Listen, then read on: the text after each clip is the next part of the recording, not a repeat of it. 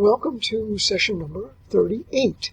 In today's session, we're going to continue our discussion on the MOSFET, the metal oxide semiconductor field effect transistor. That's a mouthful to say. And we're going to make it even better.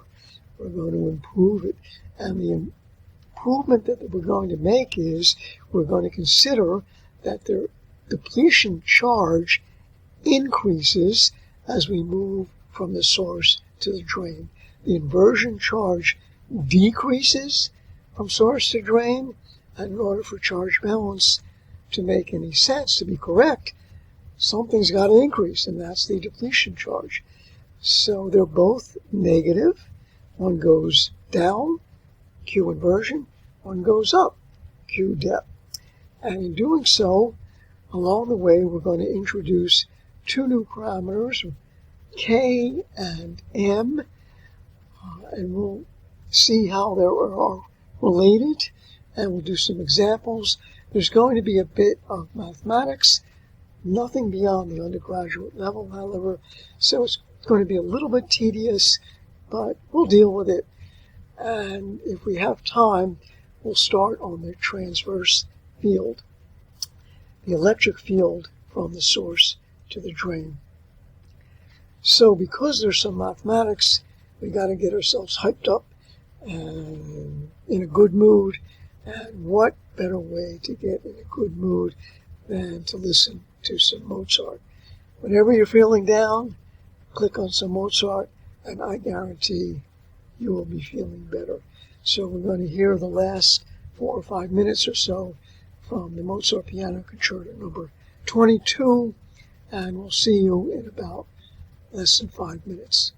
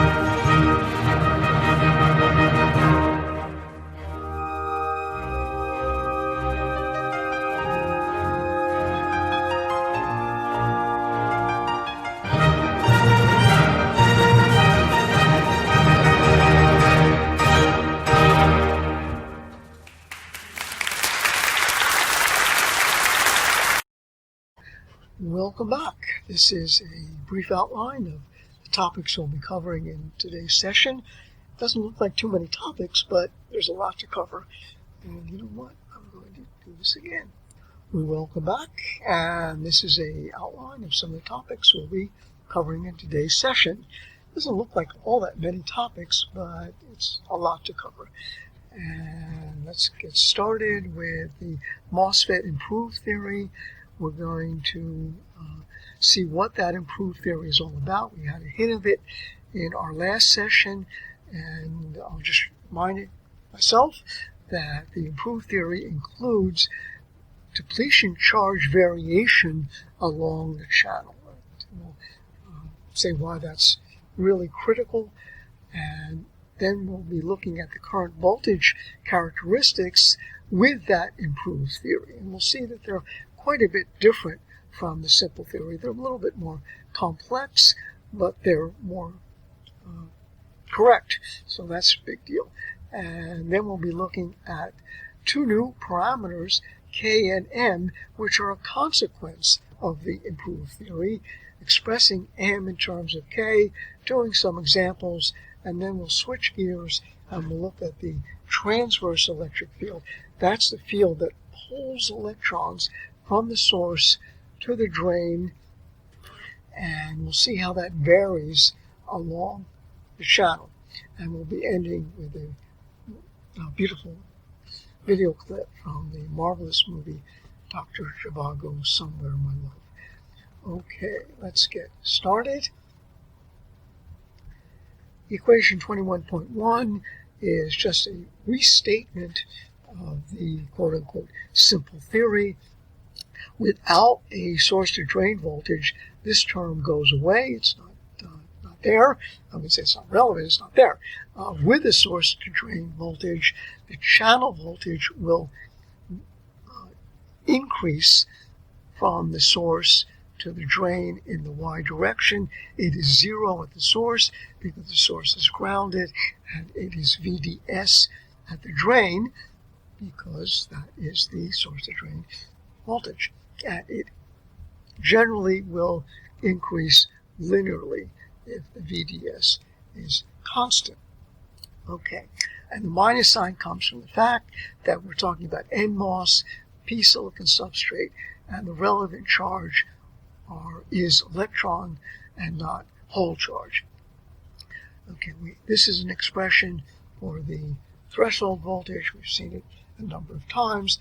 The drop across the oxide charge at the oxide silicon interface divided by Cox charge divided by capacitance is voltage, and this is the term of the band bending in the silicon. So we put this into equation 1.1 and we get, well, oddly enough, equation 21.2. And this just has the threshold voltage shown explicitly. And when we integrate the expression using Q inversion in the simple theory, we get the drain current as a function of source to drain voltage. And this equation has a number of problems. We're going to be focusing in on one of them in today's session.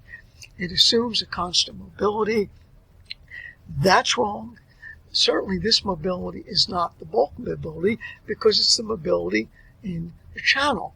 And the channel has a very thin thickness, and it has a top and it has a bottom. So instead of, in addition to scattering in the bulk, we have scattering off the top and the bottom layers.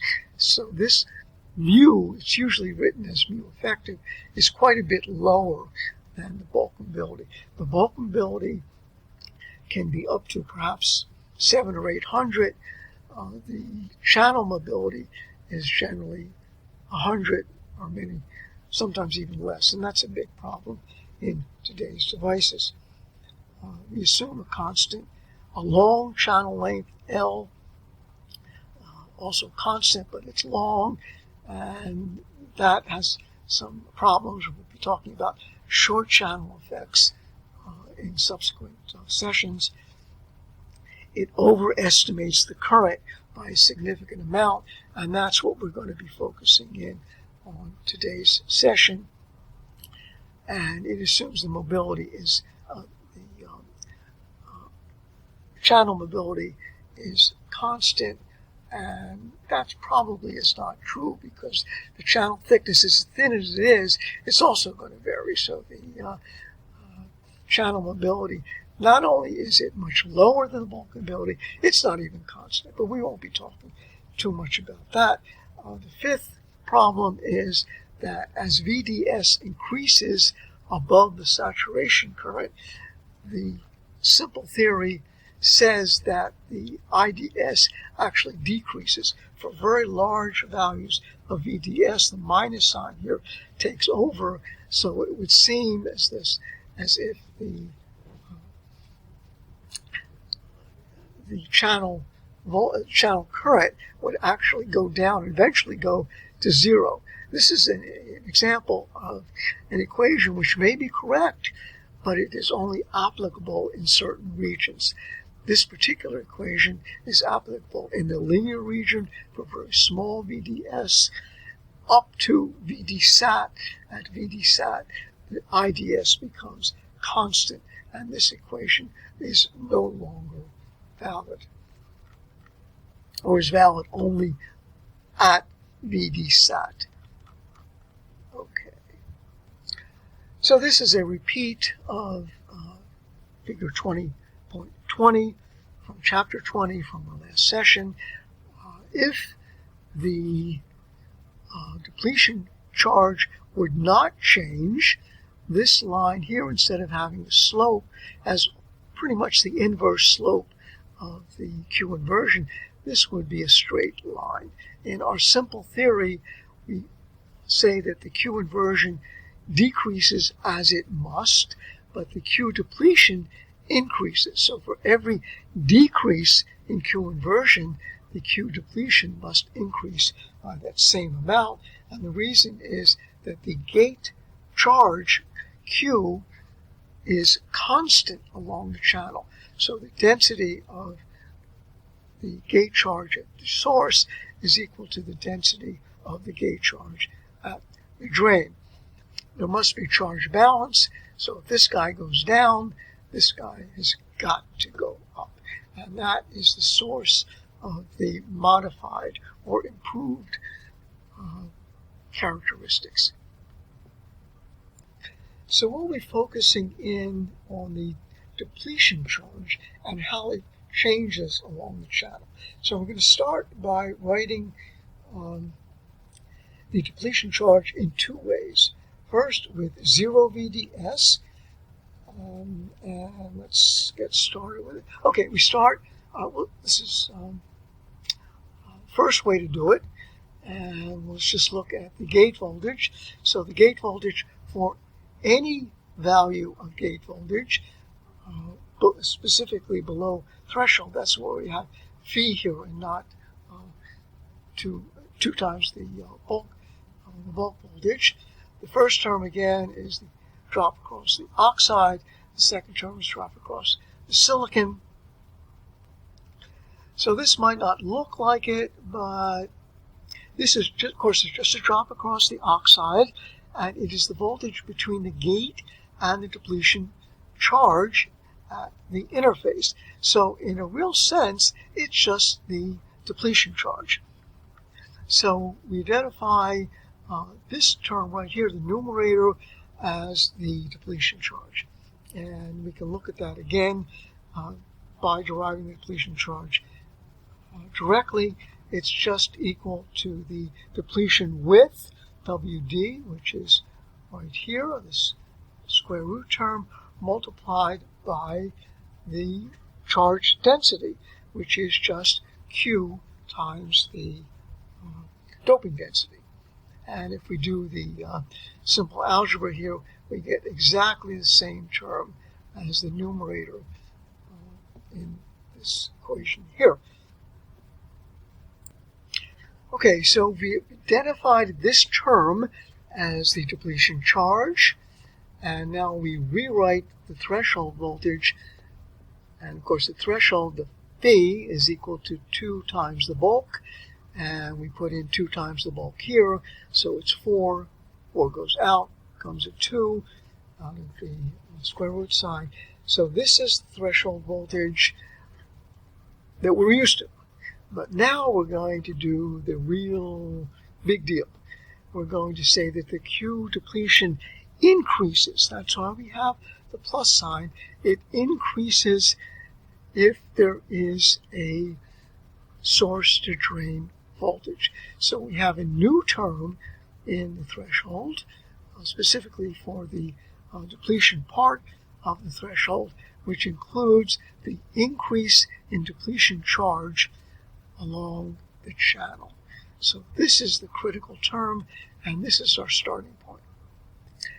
And again, just to repeat that as we move along the channel, the depletion charge is now a function of Y, and that's what this term right here shows explicitly.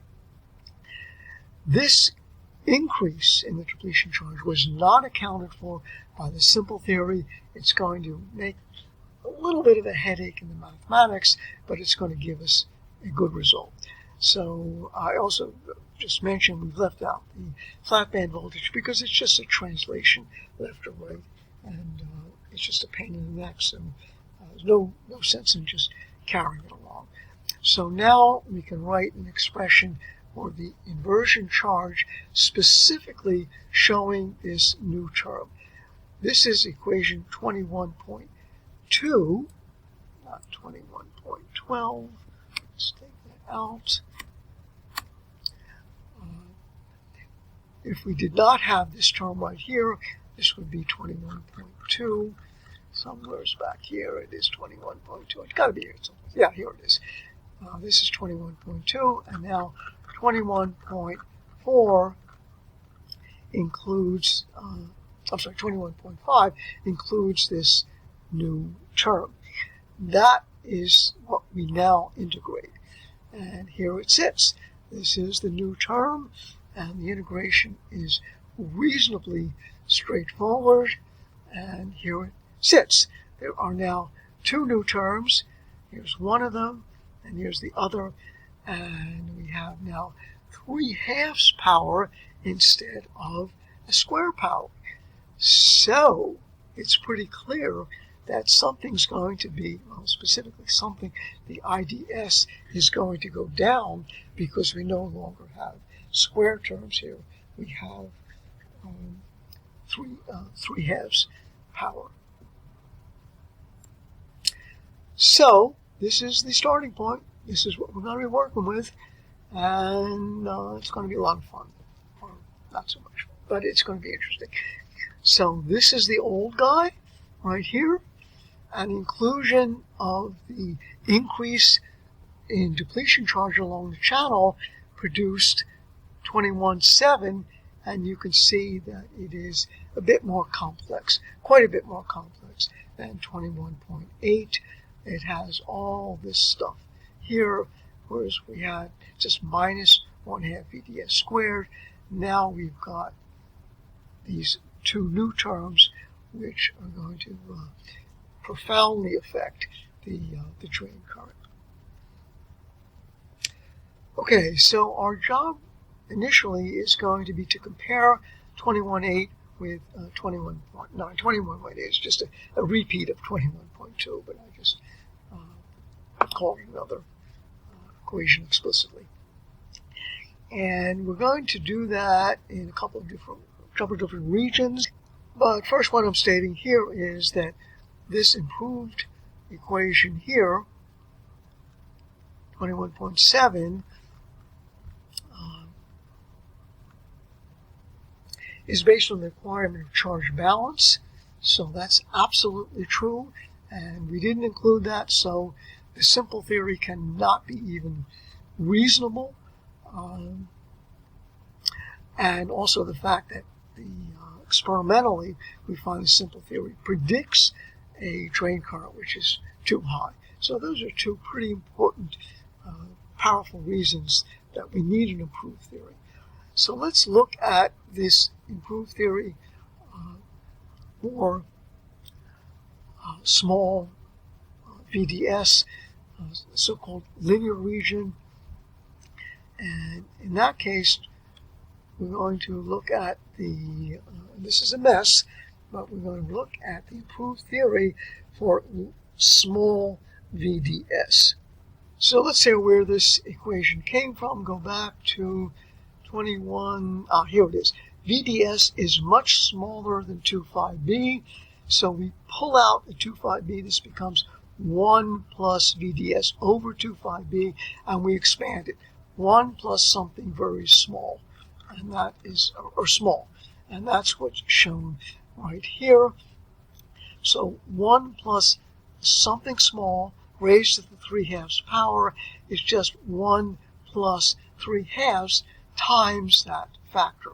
So that's all we did here, keeping everything else the same, just taking this guy now and expanding it and just doing the algebra. All we're doing here is multiplying out. We show it explicitly, so it's not difficult at all to follow along. This is just basically high school algebra. And what do we get? We get exactly the same thing that we had in the simple theory. This is the simple theory source to drain current. So no change for small VDS. And again, I'm saying in the second line, to go from here to here, we use this binomial expansion.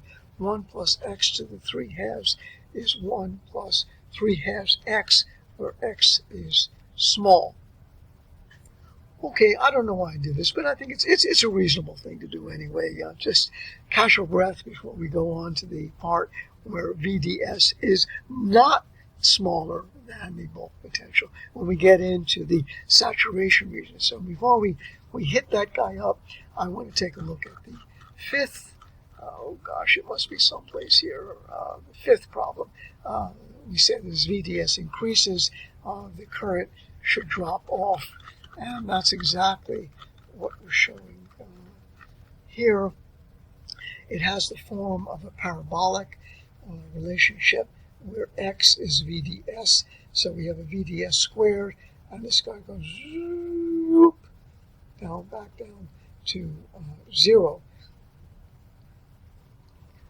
And I think this is a partial rationale. It's not the whole story. I think, rather than to go through this gobbledygook, it's just better to say that the simple theory is, and even in the improved theory, is only applicable up to saturation. So I said that very slow, and that's really important. After saturation, forget about it. It's gone. It's finished. It doesn't work. The current is pinned, if you will, at constant ID sat. So I think that's perhaps a better way to look at it. So when we start a more comprehensive look at the improved theory, we're going to start at VDSAT. And of course, you know the VDSAT is when the Q inversion goes to 0. Where does that happen first? At the drain. And, oh gosh, all the way back at it. I should have perhaps reproduced this figure, but these Q inversion actually goes to 0 and we're in saturation, and it happens first at the drain.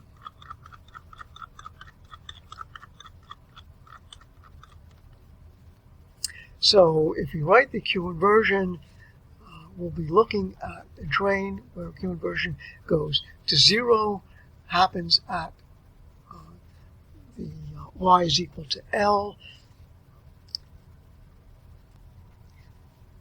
So if we neglected this term, which is a no-no, we would get our simple theory, VDSAT is Vg minus V threshold. We've seen that before. Substitute that back into the current equation, and we get the famous square law. However, we're not going to neglect that. God forbid we should neglect this. This is really a big deal. This is the new term. We have to put it in, And here it is shown explicitly. Okay, so let's just go back one step here, reiterate, because this is kind of important. What we're doing is we're writing an expression for the inversion charge, which includes a new term in the depletion charge. All this is depletion charge here. Without this new term, it would be very, very straightforward, because this would all be a constant. And that's why the depletion charge as a function of y would be a horizontal line. However, that's not the case. The depletion charge as a function of y actually increases, and that's why the line has some slope to it. Okay. Now we require that the inversion charge go to 0 if we're looking at VD sat. And VD sat will occur where first? It occurs at y equals L. So that's basically what we're saying here. We rewrite this equation. This is basically the same thing. Set the Q inversion equal to 0. That tells us that we're looking at VD sat. This is a proxy for, go and look for VD sat. And then we basically take this part here, we flip it over to the left side because these two terms must be equal. That's why the minus sign goes away. We divide by C ox, and then we take out this term here, divided by C ox. First we square both terms. That's pretty straightforward. So this becomes linear, divided by C ox, and we take out this term here, divided by, of course, C ox squared, not C ox, and we call that, I probably should have written a 3-line equation here. This is the definition of something called the body constant, and the body constant is a big deal. It is structural in that it depends on the permittivity of silicon, it depends on the oxide thickness, and it depends also on the doping density. So it's got everything in there, but it is a constant. And of course, whenever we see something unfamiliar, we say, aha, what are the units? So we can go to derive the units, pretty straightforward, and we'll find that they're rather strange. Most parameters are unitless. This parameter is not unitless. This parameter has the units of volts to the 1/2 power, square root of volts. And let's just derive that. We just write down the body constant again. In this case, we take it to the first power, so we have a square root. And it's just Q n sub A, which is coulombs per cubic centimeter. That is these two terms right here. And this is C ox squared, this areal capacitance squared, which is the permittivity squared, divided by the T ox squared. T ox squared, of course, would be the square of that would be centimeters to the 4th, and I would have permittivity on the bottom, not on the top, because I have a permittivity squared on the bottom. And the units of permittivity are coulombs per volt centimeter. And here I get pretty straightforward. This is centimeters to the 3rd power on the bottom, centimeters, or actually on the top. Here's centimeters to the 3rd power on the bottom. They cancel out, top and bottom, centimeters to the 3rd. The coulombs cancel out, top and bottom. And I'm left with volts on top to the 1/2 power. So that's pretty cool. We indeed get exactly what we expected, although it's not intuitively obvious that this parameter should have units which are a bit on the strange. And of course, one other thing question we would ask, a couple of questions: what are the units, and what's a good magnitude? So the magnitude of K can range from less than 0.1 up to about 1.3 or so. So it's a huge range, and the reason it's such a wide range is because C ox can vary over factors of 10, and n sub a can vary over factors of 100. So these are big variations which will result in very large variations in k. We're going to look at another parameter called m, which doesn't have nearly as large a variation. Well, let's look at a typical value. Typical value would be 10 to the 17th doping. That's the one we've been using as our default doping, and an oxide layer thickness of about 100 angstroms. Today, that's a little bit on the big side, but even 3 or 4 years ago, 5 years ago, this was pretty typical. So today it can be as low as say 15 or maybe even less. But these are fairly typical numbers, and we put all those numbers in. This is epsilon for the silicon, 10 to the minus 12, Q, n sub a, 10 to the 17th, all to the 1/2 power, and the C oxide is about 3.4 10 to the minus 7th, and we get about 0.37, and this is not times volts, this is units of square root of volts. So that's that would be a typical K. If we had a much larger doping concentration, then K would be significantly larger, or a smaller oxide gate thickness. Okay, so that's what we have up here. What are we looking for? This is the guy we're looking for, VC. That's what we want, because that's going to give us VD-SAT. So we put our k squared back, and we massage the equation. One more value I let, this should be VG, not VGS. This constant C, for constant gate voltage, we're going to define, here I use three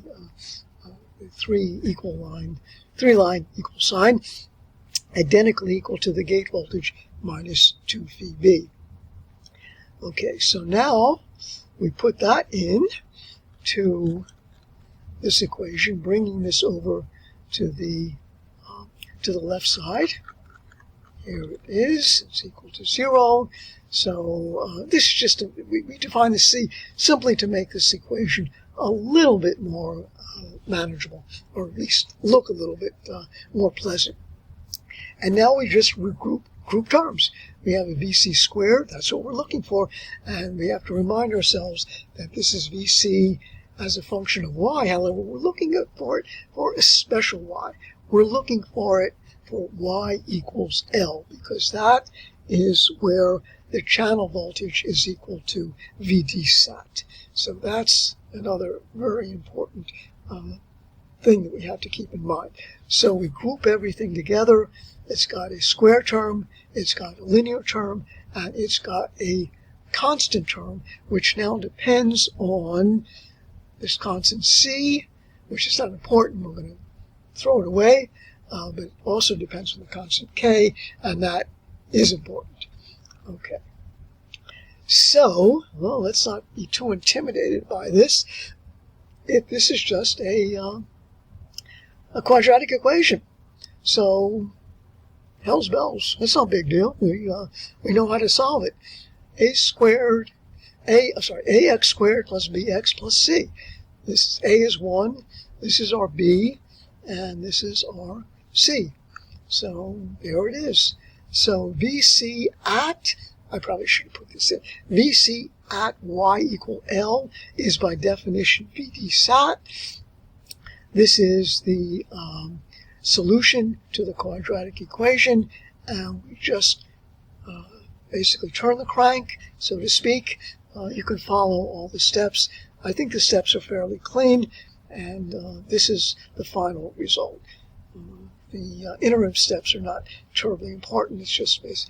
I was going to say it's high school algebra. It's high school algebra for people that like algebra, and I ain't one of them. So you really have to really love algebra to love all these different steps here.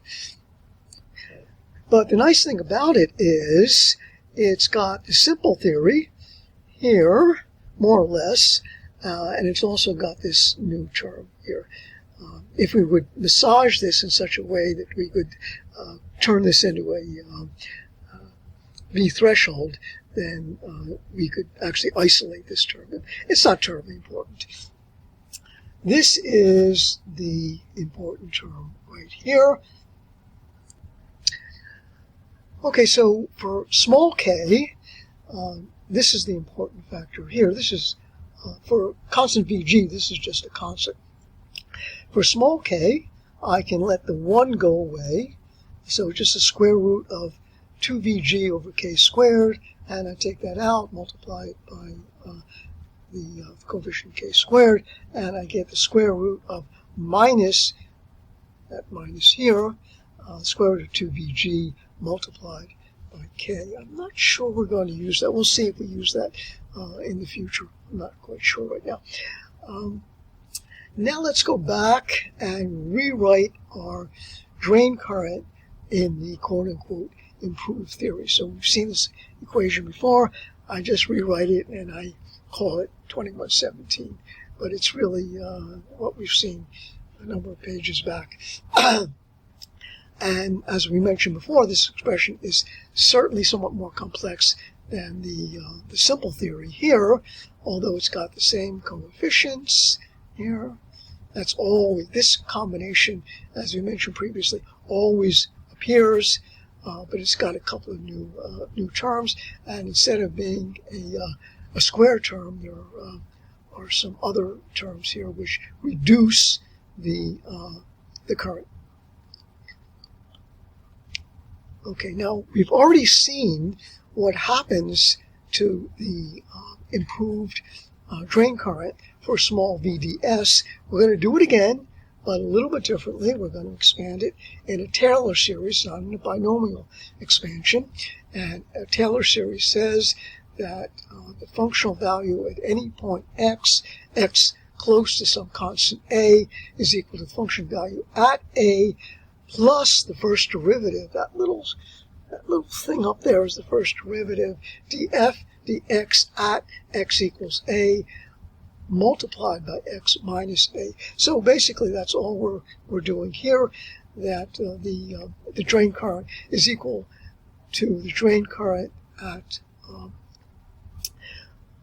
VDS equals to 0, and multiplied by the derivative dids dVds at 0 minus VDS, or I should say VDS minus 0, because the A in this case is 0. That's why we have VDS here. So this is just a first order Taylor expansion for the current around the point VDS equals 0. And that's exactly what we want, because we're saying VDS is quite small. So if we put all that into the quote-unquote improved equation, we get equation 2118, and then this is the threshold. We substitute that in because this part is the threshold right here.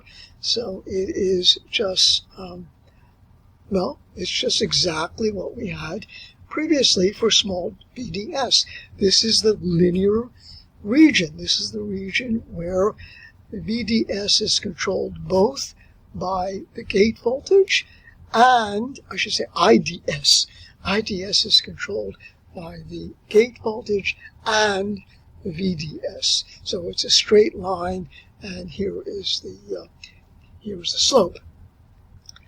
Okay, well, that doesn't help us very much, because really what I'm interested in is VDSat. And so the first order doesn't cut it. So if I use just these two terms, I get no place. Doesn't satisfy me at all. Well, what's the next thing to do? Let's try the next term in the Taylor series expansion, which is the second derivative of the function with respect to x at x equals a, and it's x minus a squared divided by 2. So that's exactly what we do here. So we basically take this equation. Where is it? Must be here someplace. Yeah, improved equation, and we do a second order expansion using this term. This becomes the critical term, and that is indicated here. So the I should be IDS. It's equal to I0, which is 0, plus the first order expansion term here, which we already did, plus the second. So how do we do the second derivative? Well, it's right here. That's with these two little lines. It's the first derivative of the first derivative. That's why there's one little line here, and there's two lines here. So this is what we have for the second derivative, and we just stick that right in, and that is right here. And then we just, again, put everything we can together, and what do we get? We get the basic equation for the drain current as a function of the drain voltage, and it looks exactly like the simple theory, except instead of having just VDS squared over 2, which is a simple theory, it's got an extra term. Here it is, right here. And this term is a constant. Again, it's just like K. It's basically, it's got K in it almost. And you can see this is K right here, the epsilon QNA over Cox, but it's got this extra term divided by 4 phi b. And that all comes from the second derivative of the drain current with respect to the drain voltage. So this is something called M, and this is a big deal. And we could almost see K is sort of popping out of this. So let's just write that in a different way. So M is equal to 1 plus, so because it's 1 plus something which is positive, always positive, you can never have a negative Cox. So unlike K, M must be greater than 1. Generally, K is less than 1, but M is always greater than 1. And just like we like to make a small k, we like to make a small m. And if we basically just massage this a little bit, we get that m is equal to 1 plus k divided by 2 phi b. So this is a basic relationship between m and the body constant k. And it all came from doing a second order expansion. So now we ask the question, which one do you think is more accurate? Well, I'm going to claim that because we made less assumptions when we were working with K, that the K philosophy or the K way of looking at it should be a little bit more accurate than the M, because the M we only took two terms in the expansion. Maybe we should have taken a third term. This would be the third derivative, and this would be VDS cubed divided by 6, and that would be even more accurate, but it would be hell on earth, so we don't do that. And we compromise and we say we're going to take a little bit of a hit on the accuracy. But I'm going to claim that we're going to do a comparison that if we look at K versus M as far as VD SAT, we probably would prefer the K, but the M is more convenient because it is a very straightforward relationship. Of course, one of the really nice things here is this is exactly what we have in the simple theory with M is equal to 1. So we can use everything that we've done in the simple theory, the same relationships, the same general relationships anyway, and just put this factor of M in. Since M is greater than 1, the current is reduced. All makes sense. It's exactly what we would have expected, although it may not be reduced as much or as little as it should be because our approximations are not really all that accurate. So anyway, here we have again the relationship between M and K, and if we use a value of K of 0.37, which as we found before, typical, we have an M of 1.37. 3. And that's a typical M. M values range can never be 1. It must be greater than 1. 1.1 is probably, I would be very happy to see 1.1 in any device I was making. I'm not sure that we possible to reduce it too much lower than that, but 1.5, not so great. So anyway, it's between about 1.1 and 1.5, and smaller indeed is better, because if you have it smaller, I have less of a reduction and I have a higher drain current. So that's a good thing.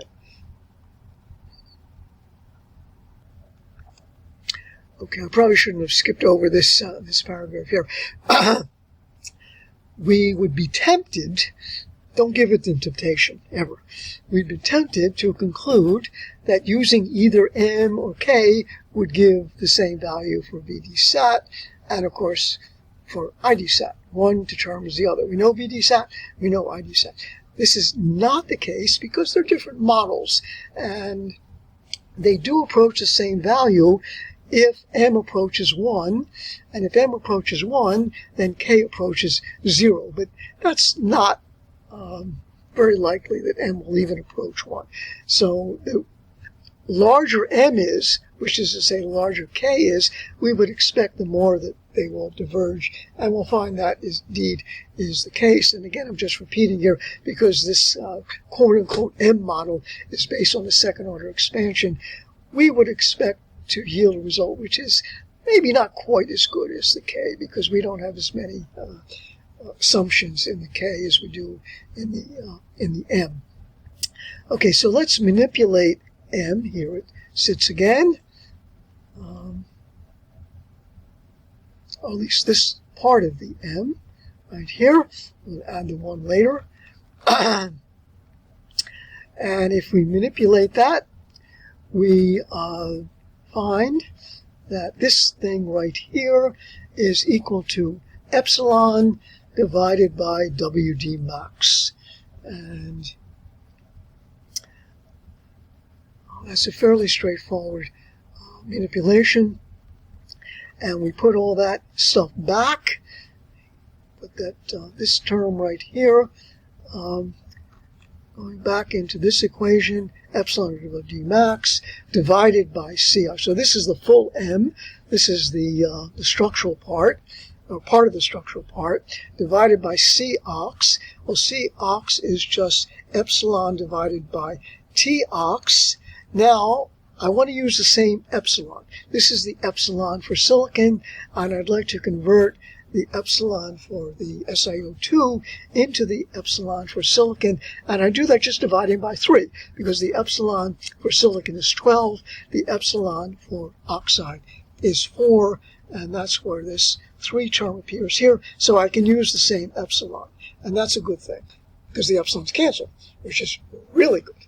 So now I have 1 plus 3 goes upstairs, and Tox it's downstairs. It's downstairs on the downstairs. So it's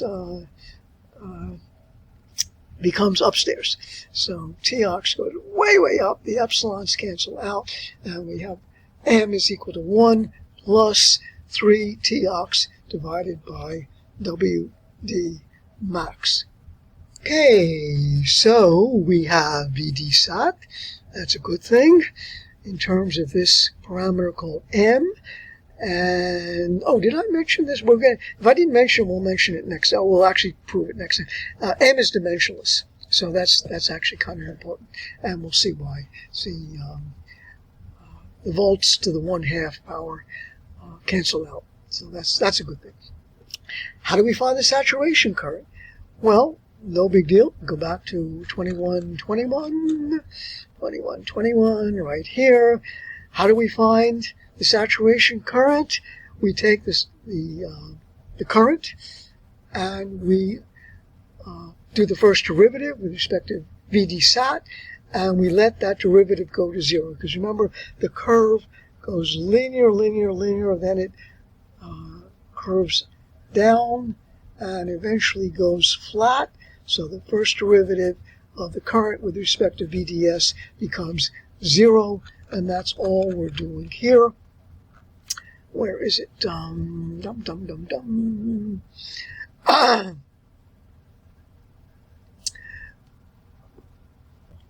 Oops, got ahead of myself. Oh, right here. Okay, here it is. So this is our expression for IDS. Again, I should put an S in there. Remind me to do that. This is the quasi-simple theory. It's the full theory, the improved theory, but we do a second order expansion, and now it looks like the simple theory, except we have this value of m. We take the first derivative, and that will give us VD-sat. So VD-sat comes out to be VG minus V threshold, and VG minus V threshold is precisely VD-sat in the simple theory, but now we have divided by m. So that is exactly, that's intuitively not unreasonable. VD-sat has dropped along with ID-sat. Both ID-sat and VD-sat are reduced by the same factor. And that's the beauty of this theory, because m is easy to calculate. You have it right here. I know what the Tox is. I can calculate what WD max is. So m is very easy to calculate. And now I know my VD-sat and I know my ID-sat. So this is a really important result. And here is ID-sat. Again, it's got the mu W over L times Cox. That always appears, but it's got a 2 in the denominator.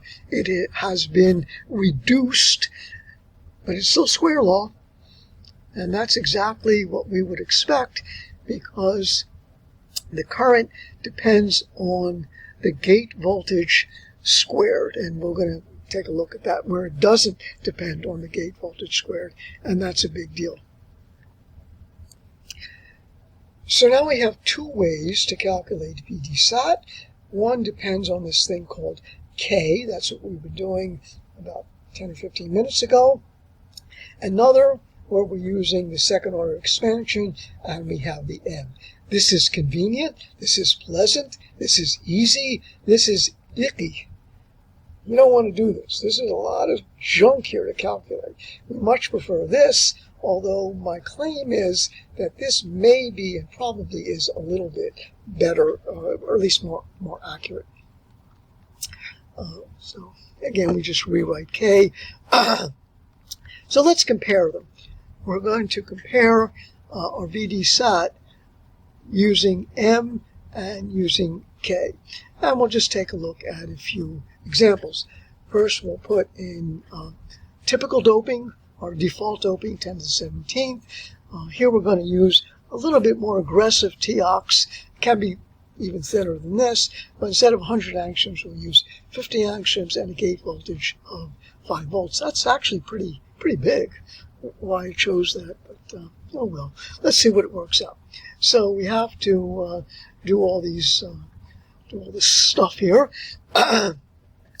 So here we have the Cox, and that's the first thing we calculate.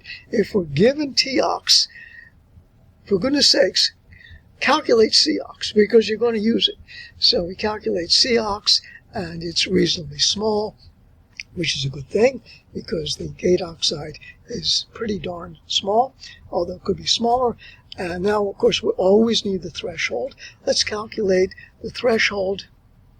We're going to need this in both cases, for the M, and actually more for the M for the K. So the threshold voltage is, we just put the numbers in for 10 to the 17th. 5B is 0.42, so this is what we have here. And then we put in all the numbers in here.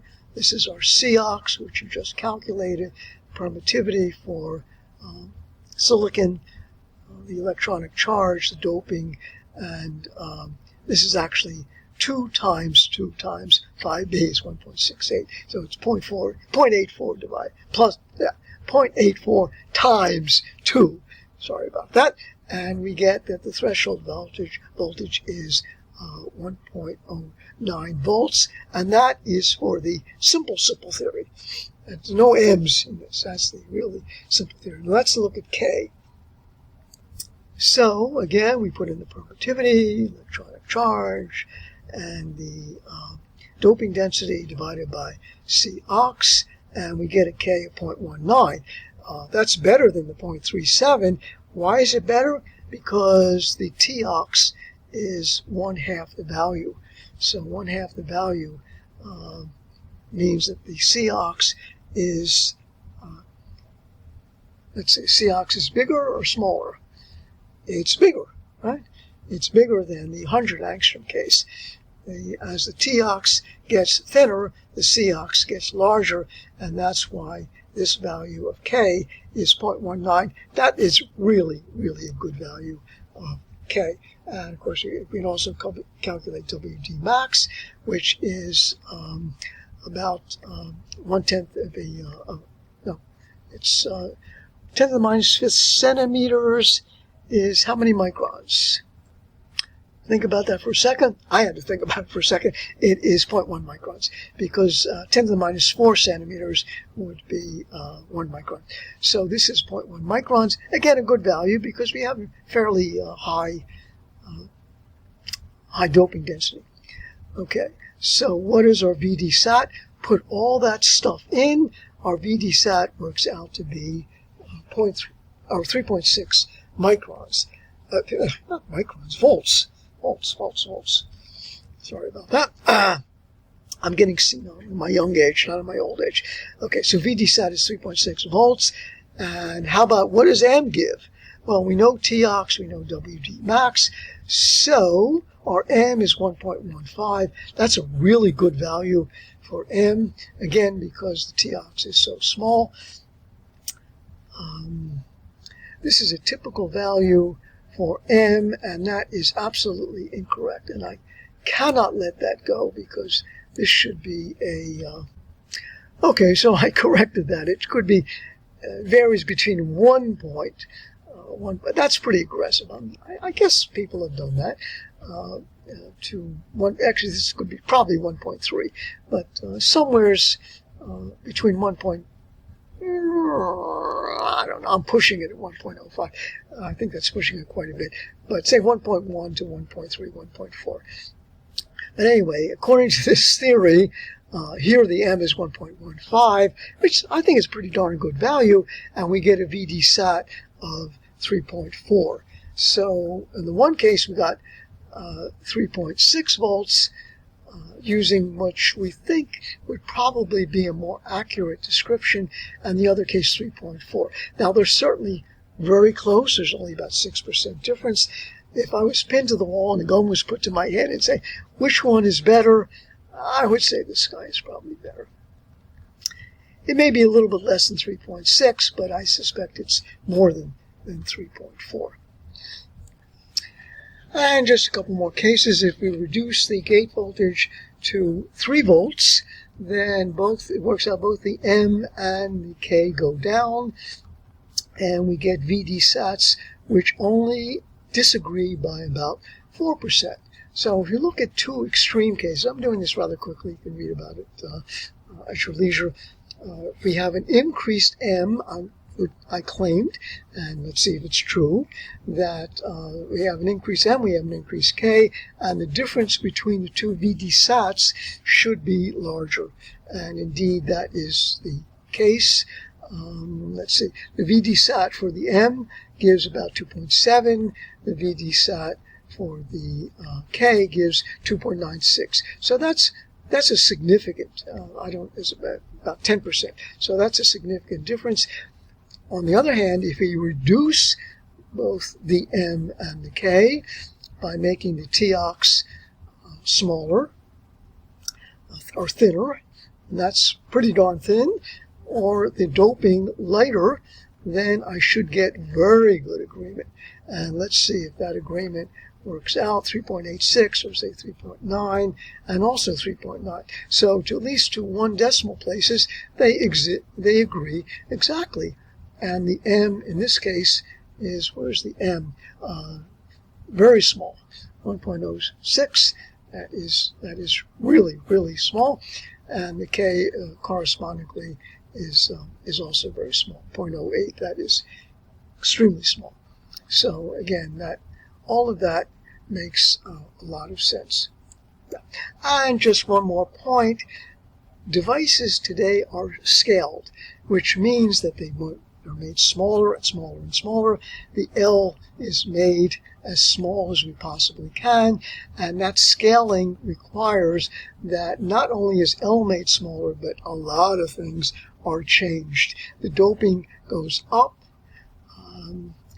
and generally doping goes up, and the gate oxide thickness goes down. Always goes, never goes up, which is really a problem because we got into the limit. And it works out that the scaling generally will keep M about the same, about 1.05, 1.06 to maybe 1.1. And so that's what I'm showing here. So let's end here, and we'll start on the transverse electric field next time. And we end, Okay, so I had originally put Somewhere My Love in here, which is wonderful, but we had already seen that a number of sessions back, so I changed this to kind of a fun clip. It's called Hitler Fails Jackson Electromagnetic Field Course. So anyone who's ever studied electromagnetic fields or taught electromagnetic fields from the book J.D. Jackson will, I think, appreciate this video. It's quite a horrendous book. It's considered the most hated book in all of technology. So if you're interested, it's called Classical Electrodynamics by John David Jackson. He's from Berkeley, California. So you can read it and hate it just as much as everybody else. So let's listen to the clip, and we'll see you next time. Dem Feind gelungen, die Front in breiter Formation zu durchbrechen. Im Süden hat der Gegner Zossen genommen und stößt auf Stahnsdorf vor. Der Feind operiert jetzt am nördlichen Stadtrand zwischen Frohnau und Pankow, und im Osten ist der Feind bis zur Linie Lichtenberg-Marsdorf-Karlshorst gelangt. Mit dem Angriff Steiners wird das alles in Ordnung kommen. Mein Führer, Steiner konnte nicht genügend Kräfte für einen Angriff massieren. Der Angriff Steiner ist nicht erfolgt.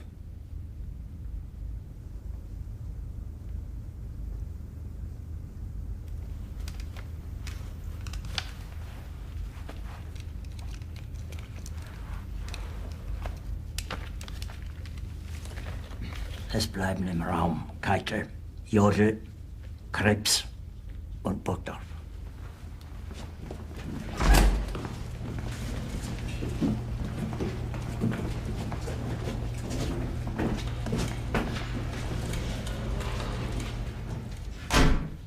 Das war ein Befehl! Der Angriff Steiners war ein Befehl! Wer sind Sie, dass Sie es wagen, sich meinen Befehl zu widersetzen? So weit ist das also gekommen. Das Militär hat mich belogen! Jeder hat mich belogen, sogar die SS! Die gesamte Generalität ist nichts weiter als ein Haufen niederträchtiger, treuloser Feiglinge! Mein Führer, ich kann nicht zulassen, dass die Soldaten, die für Sie verbringen... Nicht als Feiglinge! Verreiter, Versager! Mein Führer, was Sie da sagen, ist ungeheuerlich! Die Generalität ist das Geschmeiß des deutschen Volkes! Sie ist ohne Ehre!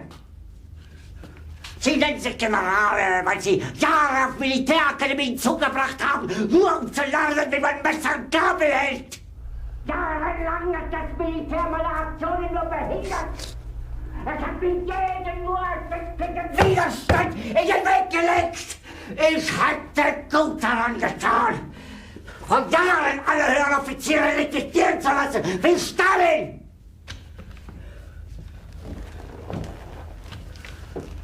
Ich war nie auf einer Akademie. Und doch habe ich allein auf mich gestellt, ganz Europa erobert. Verräter! Von allem Anfang an bin ich so verraten und betrogen worden. Es wurde ein ungeheurer Verrat geübt am deutschen Volke.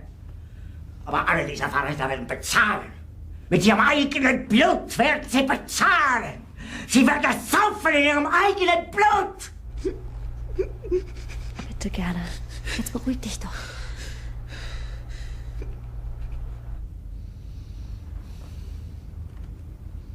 Meine Befehle sind in den Wind gesprochen.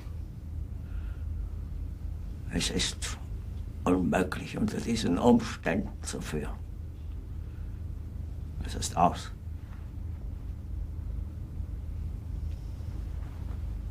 Der Krieg ist verloren.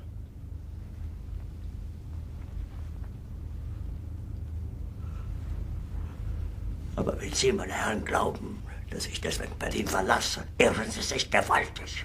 Eher jage ich mir eine Kugel durch den Kopf.